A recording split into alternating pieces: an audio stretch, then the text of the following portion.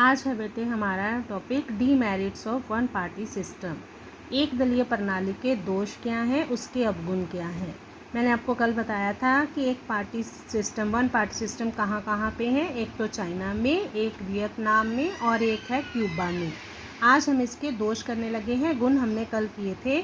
सबसे पहला इसका दोष ये है कि ये लोकतंत्र के अनुसार नहीं है, अलोकतंत्रीय है, मतलब अनडेमोक्रेटिक है।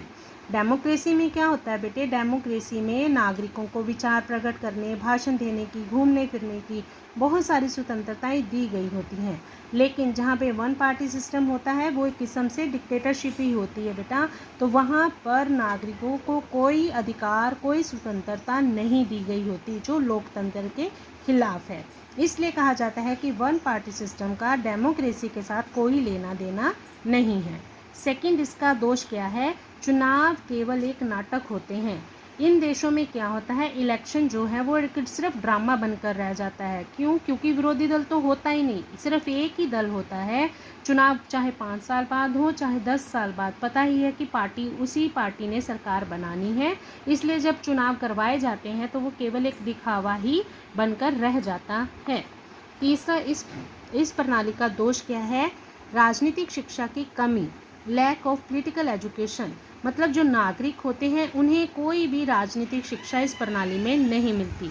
कारण क्या है?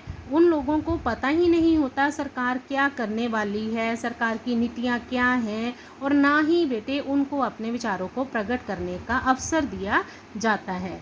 और कोई और दल होता भी नहीं जिसे जनमत को अपने पक्ष में करना हो और सरकार की बातों को लोगों तक पहुंचाना हो। वहाँ पर केवल एक ही पार्टी होती है, इसलिए जो वो पार्टी चाहती है वही बात लोगों तक पहुंचाई जाती है। इसके अलावा उन्हें कोई भी पॉलिटिकल एजुकेशन नहीं दी जाती।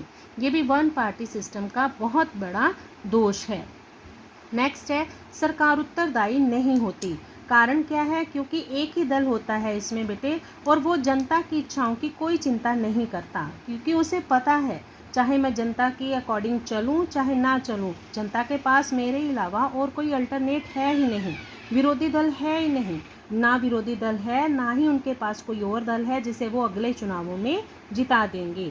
इसलिए जो गवर्नमेंट है इसमें वो रिस्पॉन्सिबल नहीं होती पब्लिक के प्रति। वो अपनी मर्जी से जो उसके मन में आए, जैसा उसे ठीक लगे, वो वैसा ही काम करती है। जनता की इच्छाओं की ओर कोई ध्यान नहीं देती। और नेक्स्ट, लास्ट इसका दोष क्या है? दल की तानाशाही। इसमें क्या होता है, वन पार्टी जो होती है उसकी डिक्टेटरशिप स्थापित हो जाती है। क्यों? क्योंकि अगर लोग उसके पक्ष में नहीं हैं तो उन लोगों को ख़त्म कर दिया जाता है, सज़ा दे दी जाती है। मतलब विरोध को इस पार्टी सिस्टम में सहन किया ही नहीं जाता। विरोध जो भी करता है उसको दबा दिया जाता है। क्यों? क्योंकि इसमें जो दल होता है, शासक दल जो सत्ता में है, जो शासन कर रहा है, वो अपनी मर्जी से देश का शासन चलाता है और तानाशाह बन जाता है। अब हमने इस प्रणाली के दोष भी पढ़ लिए हैं और गुण भी पढ़ लिए हैं। तो कंक्लूज़न क्या निकलता है? इसके दोषों और गुणों को पढ़ने के बाद हम कह सकते हैं बेटा कि ये प्रणाली लोकतंत्र के खिलाफ है। डेमोक्रेसी के साथ इसका कोई लेना देना नहीं है।